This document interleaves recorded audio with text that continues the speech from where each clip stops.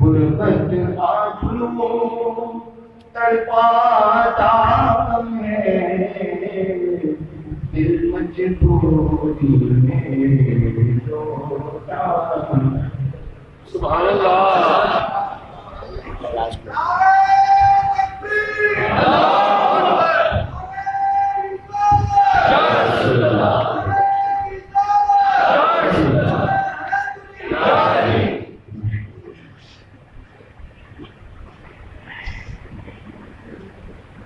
نحمده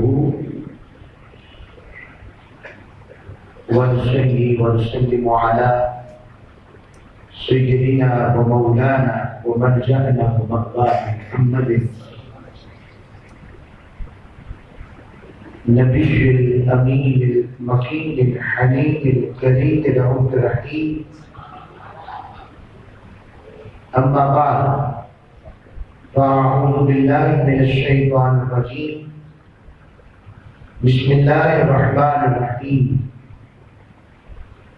قال الله تبارك وتعالى في القرآن المجيد: ألم يأن الذين آمنوا أن تخشع قلوبهم لذكر الله. صدق الله مولانا العظيم وصدق رسوله النبي الأمين الكريم.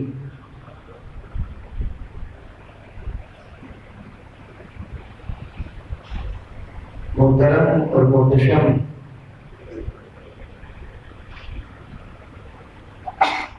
حاضرین اجتماع جمعہ،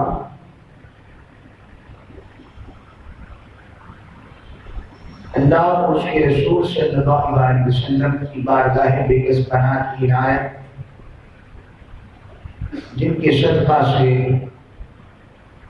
آج ہم جمعہ المبارک کی مبارک ساعتوں میں شعبان معظم کی بابرکت مہینے میں جمع ہے۔ آج کا مضمون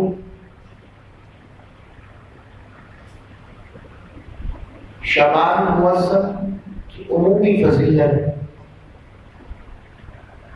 اور نصف شعبان معظم یعنی شب برات کی قرآن و حدیث میں شرعی حیثیت، اس عنوان کو چنا چونکہ جیسے ہی اب شب برات کے حوالے سے شعبان معظم یا معراج نبی صلی اللہ علیہ وسلم اور بالخصوص شب برات کے حوالے سے، عبادات کے حوالے سے، رات کو جاگنے کے حوالے سے، برکات سمیٹنے کے حوالے سے ساتھ قریب آتی ہیں، تو ایسی باتیں بھی گردش کی جاتی ہیں کہ شاید اس رات کی کوئی فضیلت نہیں ہے، اس رات کی کوئی حقیقت نہیں ہے، وہ حدیثیں درست نہیں، نعوذ باللہ من ذالک۔ میں نے چاہا کہ آپ کو اس بات سے مذکر کیا جائے اور خود بھی اس سے بہرہ ہوا جائے، طالب علمانہ طور پر یہ ہم جان سکیں کہ شعبان کی فضیلت بالعموم کیا ہے، اور نصف شعبان معظم جسے ہم شب برات کہتے ہیں، اس کی شان اور اس میں رب باری تعالیٰ کے محبوب علیہ السلام کا عمل کیسا تھا، حضور کا فرمان کیسے ہے، حضور کے صحابہ کا طریقہ کیا ہے، 1400 سال سے ائمہ اسلاف مجتہدین ان کا طریقہ اور اس پر ان کی بات کیا ہے، وقت کی مناسبت دیکھتے ہوئے میں چاہوں گا کہ اس مضمون کو اسی اہمیت کے ساتھ کریں۔ پہلی بات کہ جہاں میں کوئی چیز ایک جیسی نہیں ہوتی، رب نے کوئی بھی چیز ایک جیسی نہیں بنائی۔ زمین بطور زمین ایک زمین کے طور پر ایک پلانٹ سیارہ بنایا، مگر اس زمین کے اندر بھی ساری زمینوں کو برابر نہیں تھا۔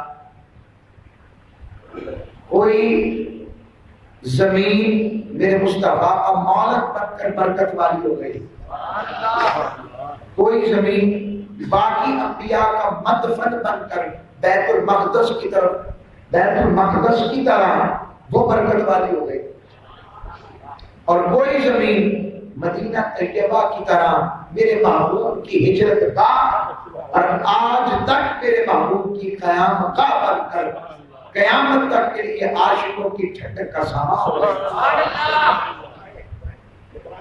اسی طرح صحابہ بھی اپنے مرتبے میں جو السابقون الاولون ہو گئے، ان کے مرتبے کو بعد والے نہیں پا سکتے، پھر جو ہجرت کر گئے وہ ان کے بعد والے ان مرتبے کو نہیں پا سکتے، جو بدری ہو گئے ان کے مرتبے کو ان کے بعد والے نہیں پا سکتے، جو صلح حدیبیہ میں آ گئے ان کے مرتبے کو ان کے بعد والے نہیں پا سکتے، اور جو فتح مکہ کے بعد ہو گئے ان کے مرتبے کو صحابیت سے تابعین کی طرف آنے والے نہیں پا سکتے، تو پھر تابعین کے برابر تبع تابعین نہیں ہو سکتے کہ تابعین اوپر ہے، تو تبع تابعین کے برابر پھر آگے امتی نہیں ہو سکتے کیونکہ وہ تابعین کو تک چکے ہیں۔ تو رب نے ایک سلسلہ رکھا ہے، نبی بھی نفس نبوت کے برابر ہیں، مگر ان نبیوں میں 314 رسول ہیں، پھر 314 رسولوں میں 5 اولو العزم پیغمبر ہیں، پھر 5 اولو العزم پیغمبروں میں رب نے آقا علیہ السلام کو تاجدار نبوت اور تاجدار ختم نبوت کا تاج پہنایا۔ ساری باتیں سمجھ آ رہی ہیں کہ سب چیزیں ایک جیسی نہیں ہوتی، رات اور دن بھی ایک جیسے نہیں ہو سکتے۔ اب دنوں کی بات کریں تو یوم عرفہ جیسا دن کون ہو سکتا ہے؟ یوم عرفہ کا دن، حج کا دن، اس جیسا دن کون سا ہو سکتا ہے؟ دنوں کے ہفتے کے دنوں کی بات کریں تو میرے سامنے مسلم شریف کی حدیث ہے، حدیث نمبر 4233 ہے، ہر پیر اور جمعرات کو اللہ رب العزت جنت کے دروازے کھولتا ہے، ہر پیر اور جمعرات کو۔ یہ حدیث نمبر پھر دوبارہ کوٹ کر رہا ہوں، نمبر دیکھیں، تفتح الابواب الجنہ یوم الاثنین و یوم الخمیس، اور اللہ رب العزت اس دن اپنے بندوں کو معاف کرنے کے لیے بخشش کا سامان کرتا ہے، ہر پیر اور جمعرات کو، سوائے دو بھائیوں کے درمیان جن میں عداوت اور دشمنی ہو تو انہیں موقع دیا جاتا ہے یہاں تک کہ وہ صلح کر لیں۔ پھر ہر پیر اور جمعرات کو رب کے حضور ہمارے اعمال پیش ہوتے ہیں۔ یہ دیکھیں، یہ بھی مسلم شریف کی حدیث ہے۔ جمعہ یوم عید بن گیا، رب کی رحمت اور برکتوں کا دن بن گیا۔ اب راتیں لیلۃ القدر رات ہے، اس کو برکت قرآن کے اترنے کی وجہ سے ہو گئی۔ اب قرآن ساری رات کو نہیں اترا تھا، اصل میں ہوا یہ تھا رب نے لوح محفوظ سے آسمان دنیا پر ایک مقام ہے بیت العزت پر لیلۃ القدر، جس رات قرآن تھوڑے چلنے میں اتارا اس رات کو لیلۃ القدر کہہ دیا۔ اب اس رات کی وجہ سے، ان لمحوں کی وجہ سے رات کو برکت ہو گئی، اور اس رات کی وجہ سے پورا رمضان کا برکت ہو گئی۔ پھر لیلۃ القدر کی تو بات ہی اور ہے، اس رات کو قرآن اترے تو 1000 مہینوں سے افضل ہو جاتا ہے، ہو جاتی ہے، تو جس رات کائنات کے امام نے اس کی برکت یہی بات۔ پھر اللہ رب العزت ہر رات اپنے پچھلے پہر، رات کے پچھلے پہر اپنی شان کے مطابق آسمان دنیا پر آتا ہے، ہر رات آخری پچھلے پہر، اور اعلان کرتا ہے وہ مجھ سے بخشش مانگنے والا ہے، وہ مجھ سے رزق کا درجدار، مجھ سے عطا۔ اس کے حوالے سے جب شعبان کی بات آتی ہے تو امام بخاری نے باب صوم شعبان باندھا ہے، باب باندھا ہے، اور شعبان موسم جیسے ہی شروع ہوتا سرکار دو عالم صلی اللہ علیہ وسلم ام المؤمنین سیدہ عائشہ صدیقہ بیان کرواتی فرماتی لم یکن النبی صلی اللہ علیہ وسلم یصوم الشهر اکثر من شعبان شعبان فإنه كان يصوم شعبان كله وكان يقول خذوا من العمل ما تطيقون فإن الله لا يمل حتى تملوا وأحب الصلاة إلى النبي ما ما دوما عليه وإن قلت وكان إذا صلى صلاة داوم عليها وفي رواية لمسلم كان يصوم شعبان إلا قليلا. سیدہ کائنات فرماتی ہیں صدیقہ کائنات کہ آقا صلی اللہ علیہ وسلم شعبان سے زیادہ کسی اور مہینے میں نفلی روزے نہیں رکھتے تھے. آپ شعبان کا پورا مہینہ روزہ رکھتے اور فرمایا کرتے، اس کی کیا وجہ بتاتا ہوں، یہ وہی شعبان ہے جس میں آقا علیہ السلام مسلسل روزے رکھتے ہیں اور روزوں کو ٹائٹل دیا جاتا ہے ایام وصال کا. اب صحابہ نہیں دیکھتے تھے کہ حضور سحری کرتے ہو، آقا علیہ السلام سحری کے ساتھ ساتھ افطاری کرتے ہو، نہیں دیکھتے تھے. تو صحابہ نے بھی کوئی کام کرنا شروع کر دیا. صحابہ اکرام نے بھی بغیر سحری اور افطاری کے روزے رکھنا شروع کر دیا، کمزور ہو گئے. آقا علیہ السلام نے تکا تو فرمایا تمہیں کیا ہوا ہے؟ فرمایا آقا ہم بھی آپ کی اقتدا میں روزے رکھ رہے ہیں. آقا علیہ السلام نے فرمایا ایکم مثلی، تم میں میرے جیسا ہے کون؟ حضور نے فرمایا اور فرمایا میرا رب مجھے کھلاتا بھی ہے مجھے پلاتا بھی ہے. صحابہ نے بھی کہا کہ تمہارے سامنے تو رہتے آپ، ہم نے نہیں دیکھا کبھی رب نے کھلایا ہو. انہیں پتہ لگ گیا اگر تب صحابہ نہیں دیکھ سکے رب کھلاتا پلاتا رہا ہے تو اب رب بھی وہی ہے، مصطفیٰ بھی وہی ہے. پردہ تب بھی ہماری آنکھوں پر ہی ہے اور پردہ اب بھی ہماری آنکھوں میں. کھلانے والا بھی دیکھ رہا ہے اور جو کھا رہا ہے رب نے اس کے بنائے کیسے. آگے بات حضور تو نماز پڑھتے ہوئے کئی دفعہ ایسے ہاتھ بڑھاتے پھر پیچھے کر دیتے، پھر ہاتھ بڑھاتے پھر پیچھے کر دیتے. اس سے ایک اور بتانا بھی تھا کہ آقا نے جو ریاض الجنہ کہا نا، جنت کا باغ، تو حضور جنت کے باغ میں کھڑے ہوتے تھے تبھی تو پھلوں کو ہاتھ پھر کہتے میں رک جاتا تھا. تم کو گے ہی ایسے تو تم وہیں جا کر کھانا تمہیں پتہ لگ جائے. میں نے کہا چلے ایسی بات آئی. تو جب یہ معاملہ ہوا تو اب شعبان کے مہینے میں پھر آقا پورا مہینہ روزہ رکھتے اور پھر فرماتے اتنا عمل کیا کرو جتنی تم نے طاقت دی، کیونکہ اللہ تعالیٰ اکتاتا نہیں جب تک تم نہ اکتا جاؤ. رب اپنے بندہ یہ بات ایک اور رکھے گے، فَاذْكُرُونِي، بندہ اک جائے رب کہتا ہے میں نہیں اکتا. فَاذْكُرُونِي، میرا ذکر کر، تھک گیا، اذکرکم، میں پھر بھی تیرا کرتا ہوں. رب نہیں تھکتا. ایک تو اس کی شان ہے نا کہ وہ اس سے پاک ہے، مگر ایک کیفیت کی بات بھی تو ہے. پھر آپ کے لیے کسی اور کی گل نہیں ساروں اب اس نے ذکر کیا تو اس کی بات، تو یہ بات مانا ہے.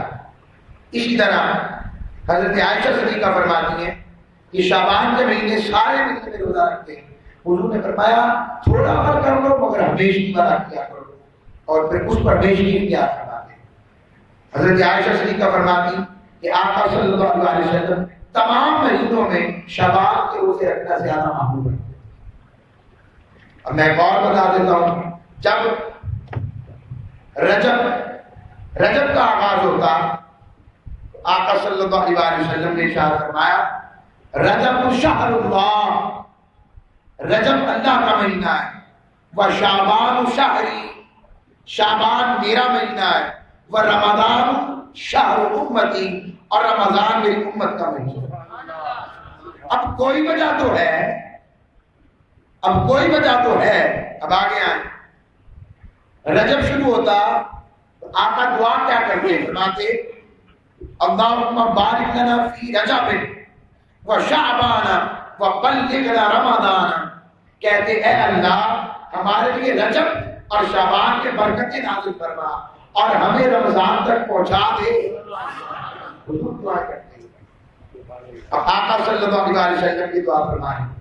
اسی طرح حضرت ام سلمہ بیان کرتی ہیں ما رأیت رسول اللہ یصوم شہرین متتابعین الا انہ کان یصل شعبان برمضان، میں نے رسول اللہ صلی اللہ علیہ وسلم کو مسلسل 2 مہینوں کے روزے نہیں رکھتے ہوئے دیکھا، سوائے اس کے کہ آپ شعبان کے روزوں کو رمضان کے ساتھ ملا دیتے، حضور ملاتے۔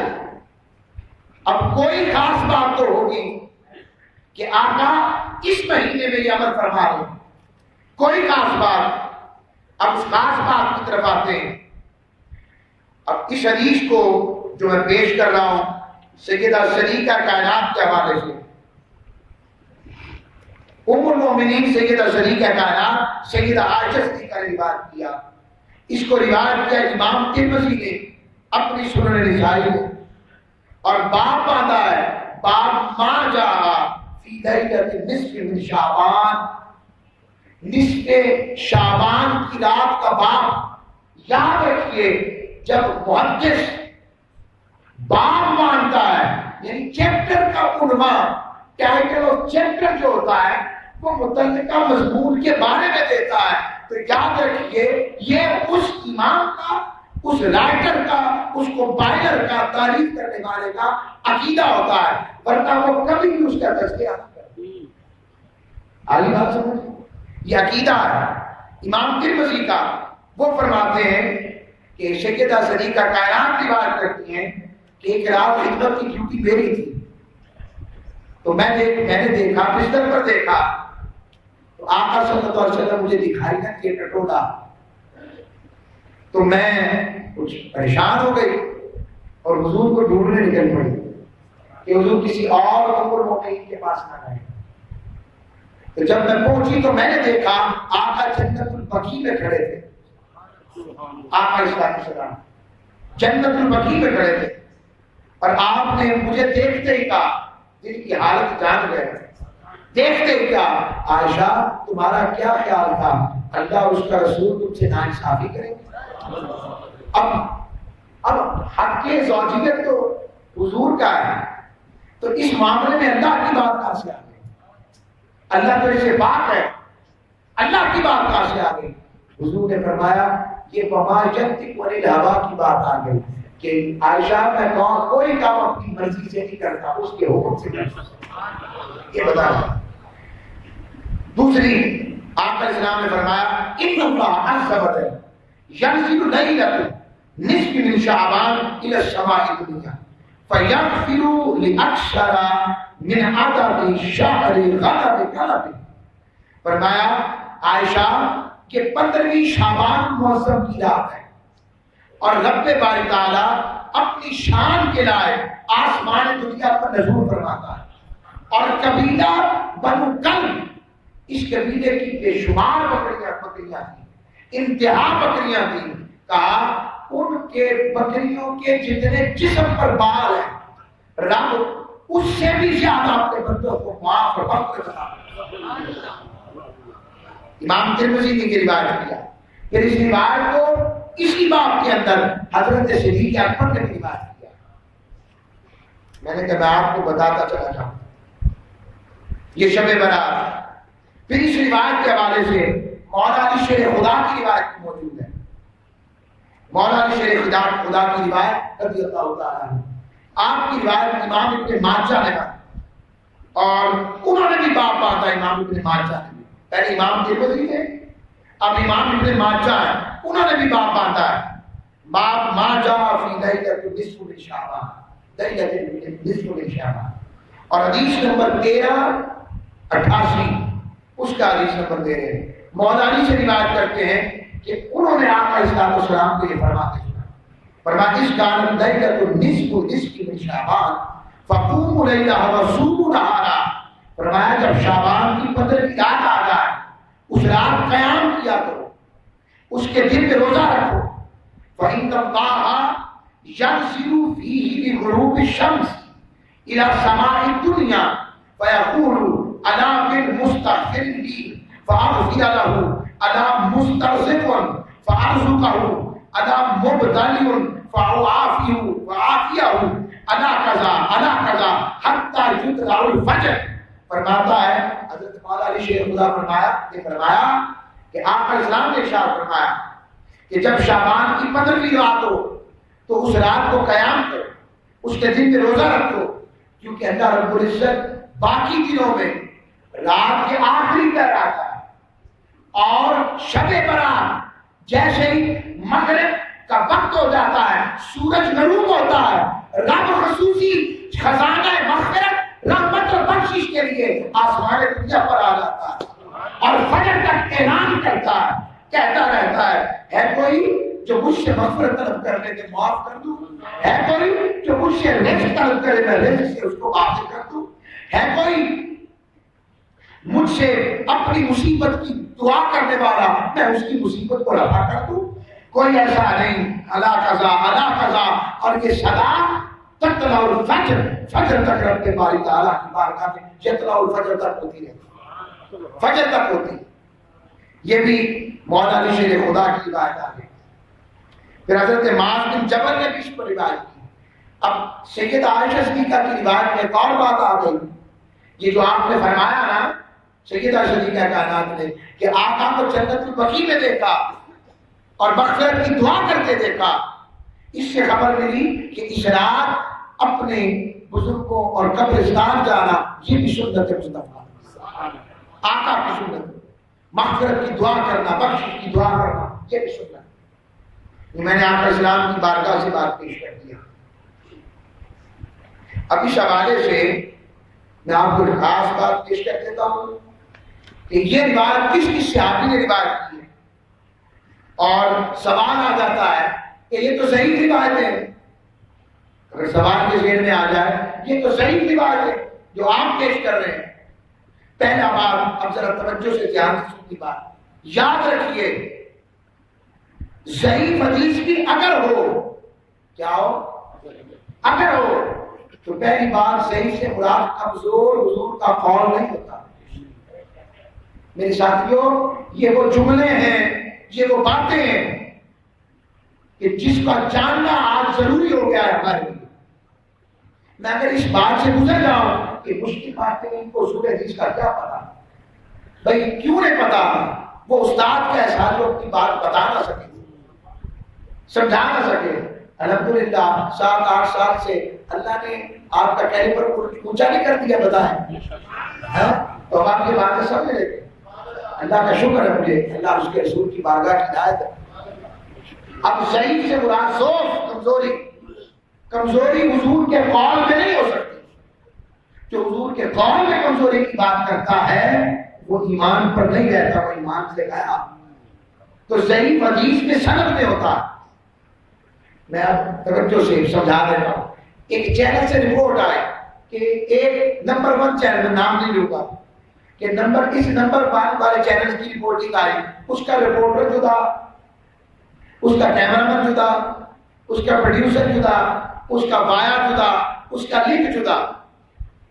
خبر یہ آئی پیٹرول جو ہے وہ 25 روپے لیٹر ہو گئے۔ ہنس رہے، بھائی میں خبر بتا رہا ہوں، فرض کر لیں تو ایسا ہو گیا ہے، تو 25 روپے لیٹر ہو گیا۔ تو اب آپ کو یقین تو آنا نہیں، ایسا ہو نہیں سکتا، تو اب کیا کیا جائے؟ آپ کہیں گے دوسرا چینل نمبر 2 کھولو، تو وہاں بھی رپورٹر بدل جائے گا، یہاں بھی خبر ایسی ہے۔ تیسرا چینل بولا، وہاں بھی خبر ایسی ہے۔ اب انکار کی کوئی بات نہیں ہے۔ یہی بات اگر حدیث ضعیف ہو، اور ایک اور مثال سے اس کو سمجھا دیتا ہوں، ضعیف حدیث کے بعد جو حدیث آتی ہے اسے موضوع کہتے ہیں۔ کیا کہتے ہیں؟ میم واو دعا واو عین، اور موضوع کہتے ہیں گڑی ہوئی، وہ حدیث نہیں ہوتی۔ اور ضعیف حدیث کو کوئی شخص حدیث کے عنوان سے نکال نہیں سکتا، اس کو فضائل اعمال میں رکھا جائے۔ کس میں؟ فضائل اعمال میں ذکر بھی کیا جائے گا اور رکھا بھی جائے گا۔ اب اس کی اور مثال سے آپ کو سمجھاتا ہوں۔ بندہ مریض ہو جائے اور مریض کے ٹھیک ہونے کے چانسز ہیں کہ نہیں؟ مریض کو سمجھ لو ضعیف حدیث کی طرح، اور میت کو سمجھ لو موضوع حدیث کی طرح۔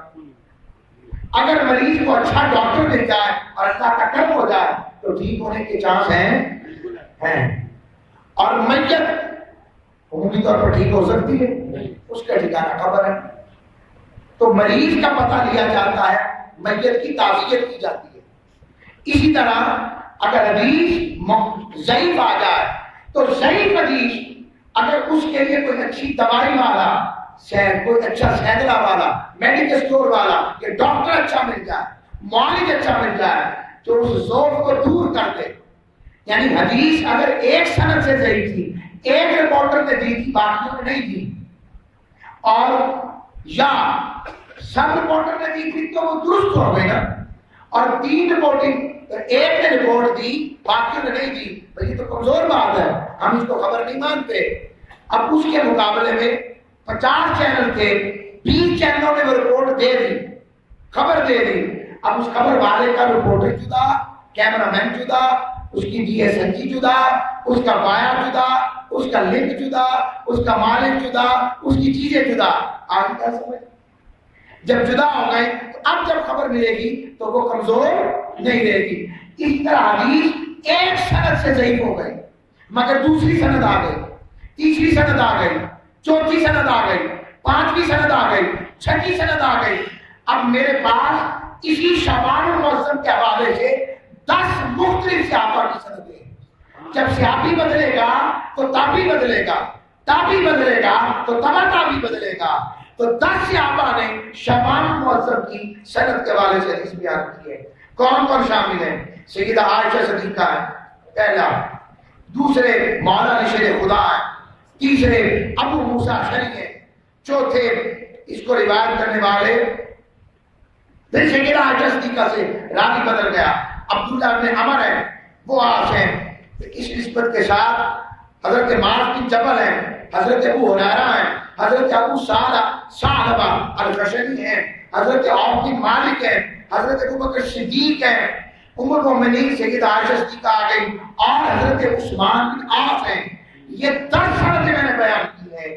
ان 10 کے ساتھ اب کوئی مائی کا لال ان حدیثوں کو ضعیف نہیں کہہ سکتا. یہ 100 سے اٹھ کر صحیح کے درجے تک اور حسن کے درجے تک جا سکتی ہیں.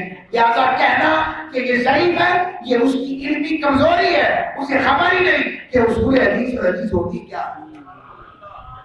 آگے بات سمجھ میں نے چاہا کہ آپ کو یہ بات بھی سمجھ لگتی اور ہمارے یہاں جو صحیح کہا جاتا ہے یہ اردو والا صحیح نہیں ہے.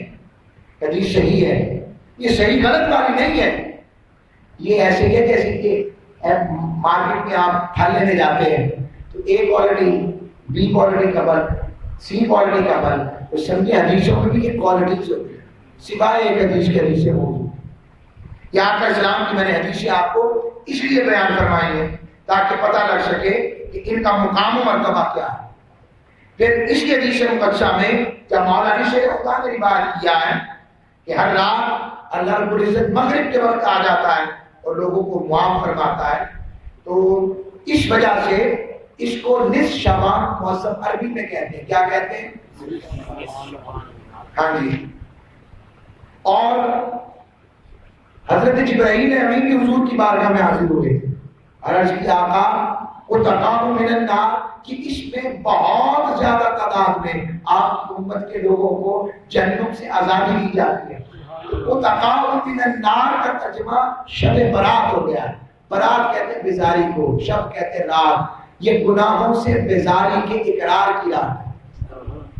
اللہ سے توبہ کی طرف جانے اور گناہوں سے بیزاری کی اقرار کی رات ہے کہ مالک اب تو ہم تک آ گئے, ہم تیری طرف رجوع کرتے ہیں. اس وجہ سے اسے شب برات کہا جاتا ہے.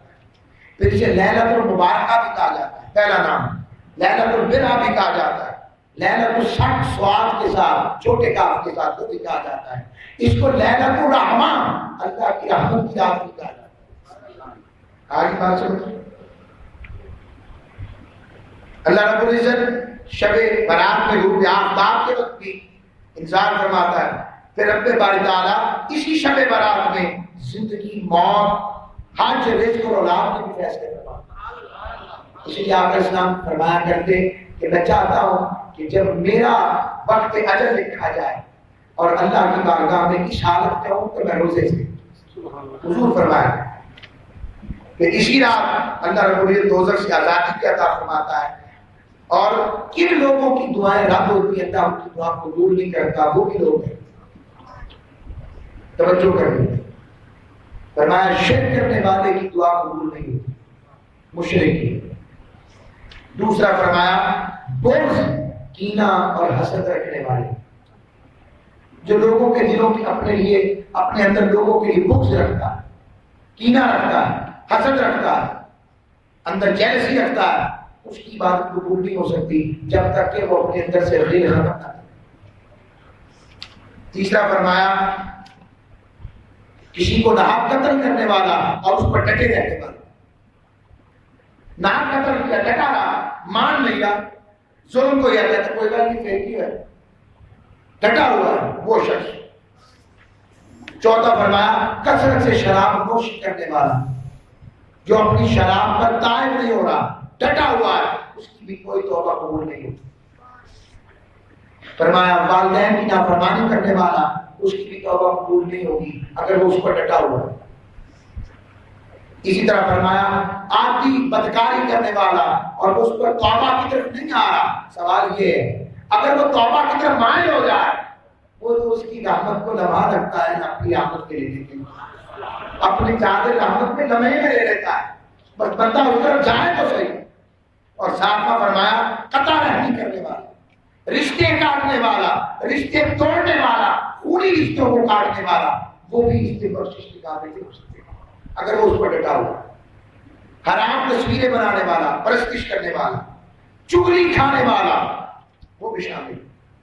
توبہ کا دروازہ ہر وقت کھلا ہے، بس بندہ باطن صاف کر کر اس کی طرف ہو جائے، بس یہ کرے تو رب باری تعالیٰ کی بارگاہ میں یہ بات طلب کرنا، یہ انسانیت کی معیار ہے۔ اب اس حوالے سے کچھ دو باتیں اور دے دیتا ہوں آپ کو۔ اس رات کی ایک اور بڑی پیاری فضیلت ہے، اس کو بیان کرنے والے امام قسطلانی کے شارح بیان کرتے، امام قسطلانی نے مواہب الدنیا میں بیان کیا، وہ فرماتے ہیں کہ شعبان المعظم کو اتنی فضیلت اور برکتیں اس لیے ملی ہیں کہ اس رات، اس مہینے میں اللہ رب العزت نے اپنے مصطفیٰ پر آیت درود و سلام اتاری۔ آیت درود و سلام، ان اللہ و ملائکتہ یصلون علی النبی یا ایھا الذین آمنوا صلوا علیہ وسلموا تسلیما۔ تو کہا شعبان کو اس لیے بھی فضیلت ملی۔ حضور غوث اعظم رضی اللہ تعالی آپ فرماتے ہیں شعبان کے کیا کیا حکمتیں ہیں؟ فرماتے شعبان کے 5 روپ ہیں۔ شعبان کی شین میں شرف ہے، عزت ہے۔ شعبان کی آئین میں علوم ہے، بلندی و مرتبہ ہے، توبہ قبول کر کے۔ شعبان کی با میں بر نیکی ہے۔ شعبان کی الف میں رب نے اپنی محبت و الفت رکھی ہے، اور شعبان کے نور میں رب باری تعالیٰ نے اپنا نور رکھا ہے۔ یہ حضور غوث اعظم رضی اللہ تعالیٰ نے فرمایا۔ پھر جن آئمہ نے اس کو اختیار کیا، میں اس حوالے سے کچھ آئمہ کا نام لے لیتا ہوں کہ جن آئمہ نے اس پر بات کی ہے، اس پر کام کیا ہے۔ شب برات کے حوالے سے صحابہ کرام کا معمول لیتا ہوں۔ مولا علی شیر خدا فرمایا کرتے، فرماتے مجھے یہ پسند ہے کہ ان 4 راتوں میں آپ کی خود کو دنیا سے فارغ رکھے۔ فرمایا مولا علی سے پوچھا کہ یا میرے مومنین وہ 4 راتیں کون سی ہیں؟ فرمایا عید الفطر کی رات، عید الاضحیٰ کی رات، شعبان کی 15ویں کی رات اور رجب کی پہلی رات۔ فرمایا ان دنوں میں بندہ اپنے آپ کو ہر چیز سے کاٹ کر رب کی طرف رکھے، کیونکہ رب کی رحمتیں اس دن خاص برستی ہیں۔ اسی طرح حضرت امام حسن مجتبی، اس سے بڑی کیا دو مثالیں ہیں۔ امام حسن مجتبی سمت رسول، میرے حضور کی خوشبو۔ 15 شعبان کی عمل کے بارے میں ان سے پوچھا، آپ نے فرمایا میں اس رات کو 3 حصوں میں تقسیم کرتا ہوں۔ ایک حصے میں صرف اپنے نانا جان پر درود و سلام پڑھتا ہوں، ایک حصے امام حسن مجتبی فرمائے، اور اللہ کے حکم کی تعبیر کرتا ہوں جو اللہ نے کہا یا ایھا الذین آمنوا صلوا علیہ وسلموا تسلیما۔ دوسرے حصے میں استغفار طلب کرتا ہوں، یہ بھی اللہ نے کہا ہے وما کان اللہ معذبهم وهم یستغفرون۔